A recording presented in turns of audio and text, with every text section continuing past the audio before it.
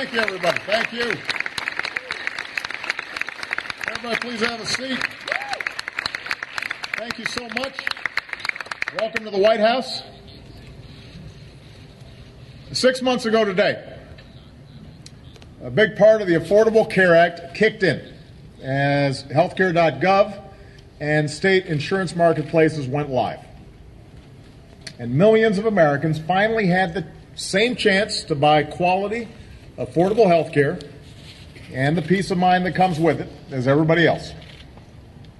Last night, the first open enrollment period under this law came to an end.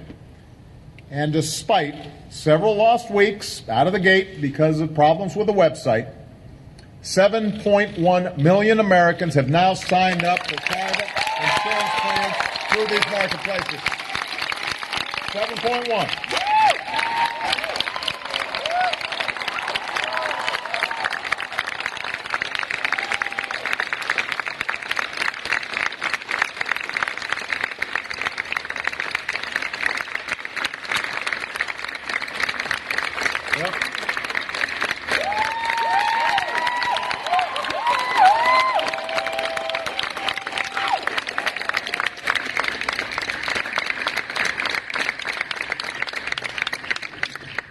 Truth is, even more folks want to sign up. So anybody who was stuck in line because of the huge surge of demand over the past few days can still go back and finish your enrollment.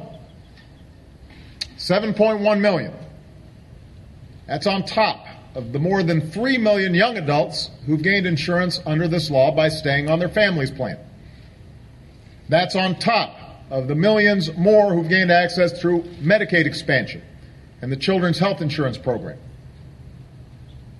Making affordable coverage available to all Americans, including those with pre-existing conditions, is now an important goal of this law. And in these first 6 months, we've taken a big step forward. And just as importantly, this law is bringing greater security to Americans who already have coverage. Because of the Affordable Care Act, 100 million Americans have gained free preventive care like mammograms and contraceptive care under their existing plans.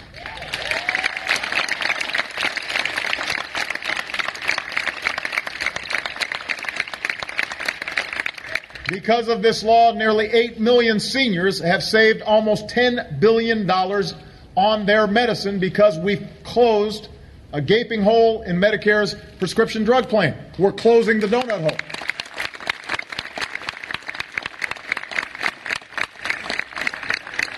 And because of this law, a whole lot of families won't be driven into bankruptcy by a serious illness, because the Affordable Care Act prevents your insurer from placing dollar limits on the coverage they provide.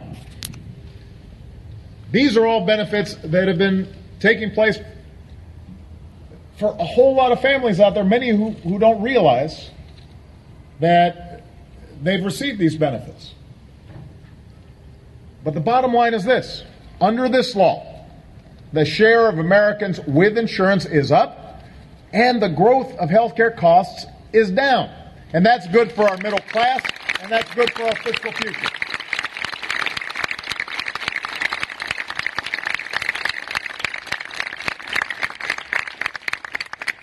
Now, that doesn't mean that all the problems in healthcare have been solved forever. Premiums are still rising for families who have insurance, whether you get it through your employer or you buy it on your own. That's been true every year for decades. But so far, those premiums have risen more slowly since the Affordable Care Act passed than at any time in the past 50 years. It's also true that despite this law, millions of Americans remain uncovered, in part because governors in some states, for political reasons, have deliberately refused to expand coverage under this law. But we're going to work on them. And we'll work to get more Americans covered with each passing year.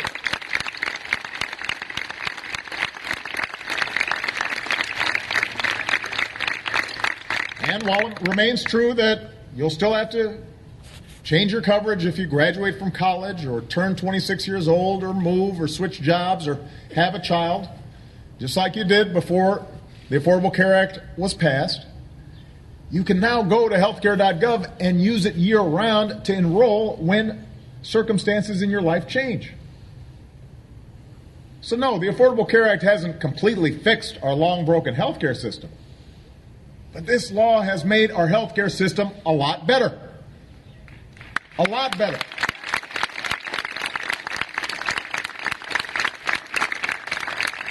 All told, because of this law, millions of our fellow citizens know the economic security of health insurance who didn't just a few years ago. And that's something to be proud of. Regardless of your politics, or your feelings about me, or your feelings about this law, that's something that's good for our economy, and it's good for our country. And there's no good reason to go back. Let me give you a sense of what this change has meant for millions of our fellow Americans. Just give you a few examples. Sean Casey from Solana Beach, California, always made sure to cover his family on the private market. But pre-existing medical conditions meant his annual tab was over $30,000. The Affordable Care Act changed that. See, if you have a pre-existing condition, like being a cancer survivor, or if you suffer chronic pain from a tough job, or even if you've just been charged more for being a woman, you can no longer be charged more than anybody else. So this year, the Casey family's premiums will fall from over $30,000 to under $9,000.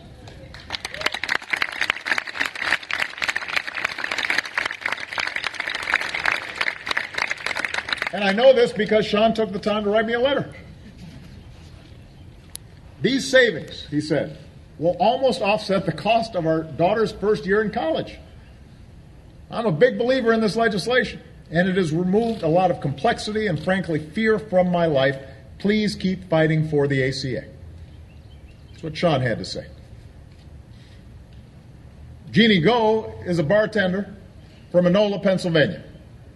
Now, I think most folks are aware, being a bartender, that's a job that usually doesn't offer health care. For years, Jeannie went uninsured or underinsured, often getting some health care through her local Planned Parenthood. In November, she bought a plan on the marketplace.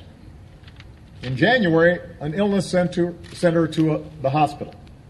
And because her new plan covered a CAT scan she wouldn't have otherwise been able to afford, her doctor discovered that she also had ovarian cancer and gave her a chance to beat it. So she wrote me a letter too. She said, it's going to be a long, tough road to kill this cancer. But I can walk that road knowing insurance isn't an issue. I won't be refused care. I hope to send a follow-up letter in a few months saying I am free and clear of this disease, but until then, I know I will be fighting just as you have been fighting for my life as a working American citizen.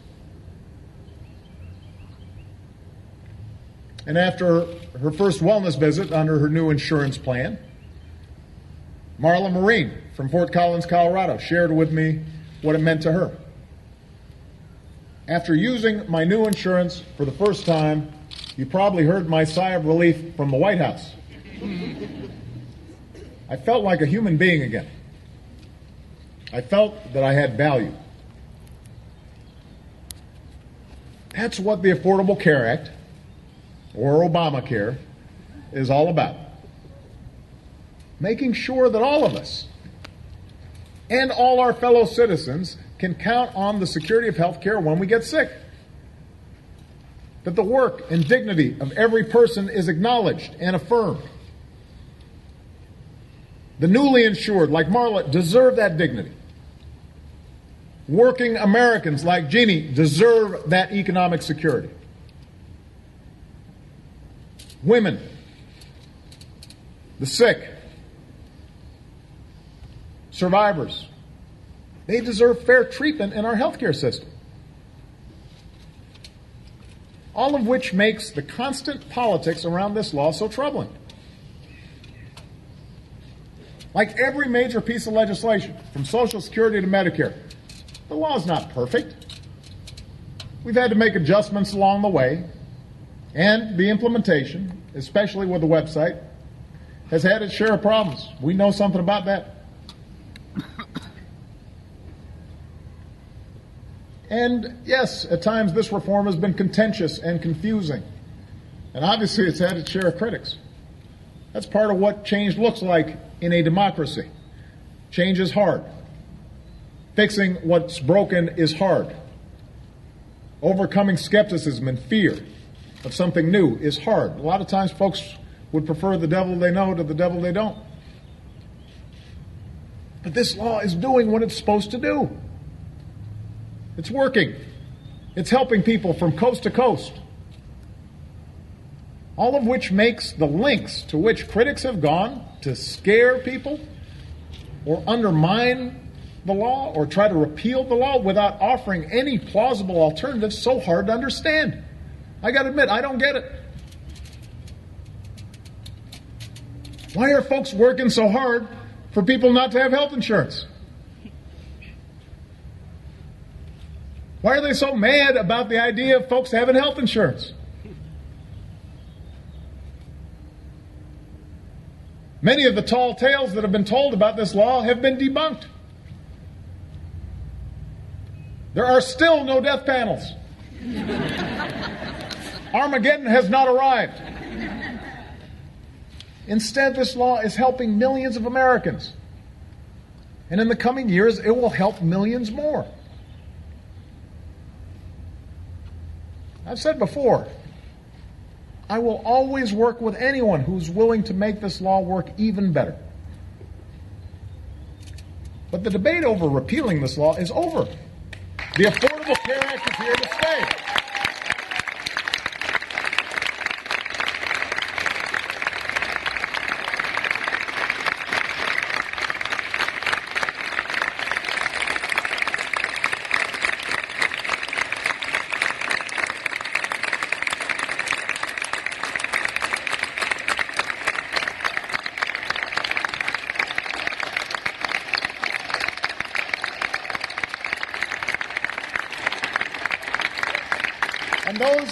And those who've based their entire political agenda on repealing it have to explain to the country why Jeannie should go back to being uninsured.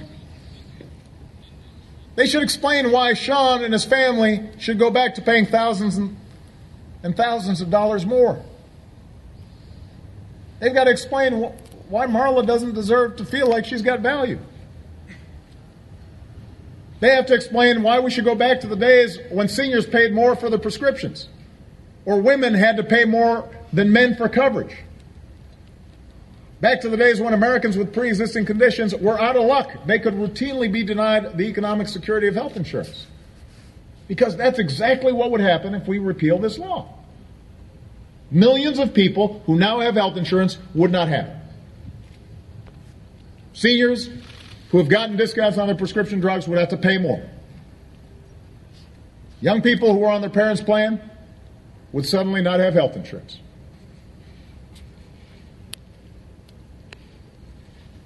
You know, in the end, history is not kind to those who would deny Americans their basic economic security. Nobody remembers well those who stand in the way of America's progress or our people. And that's what the Affordable Care Act represents. As messy as it's been sometimes, as contentious as it's been sometimes, it is progress. It is making sure that we are not the only advanced country on earth that doesn't make sure everybody has basic health care. And that's thanks in part to leaders like Nancy Pelosi and Dick Durbin and all the members of Congress who are here today. We could not have done it without them, and they should be proud of what they've done. They should be proud of what they've done.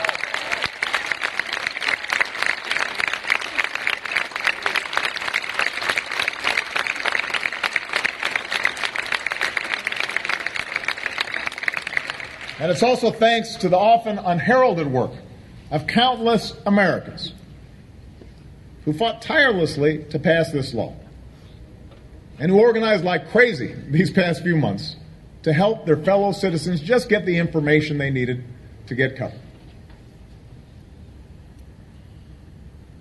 That's why we're here today. That's why 7.1 million folks have health insurance, because people got the word out.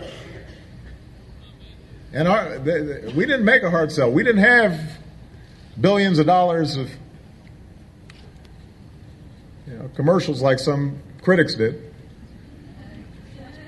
But what we said was, look for yourself. See if it's good for your family. And a whole lot of people decided it was. So I want to thank everybody who worked so hard to make sure that we arrived at this point today. Now, I want to make sure everybody understands. In the months, years ahead, I guarantee you there will be additional challenges to implementing this law. There will be days when the website stumbles. I guarantee it. So press, I want you to anticipate. There will be some moment when the website's down, and I know it'll be on all your front pages. It's going to happen. It won't be news. There will be parts of the law that will still need to be improved. And if we can stop refighting old political battles that keep us gridlocked, then we could actually even make the law work even better for everybody. And we're excited about the prospect of doing that. We are game to do it.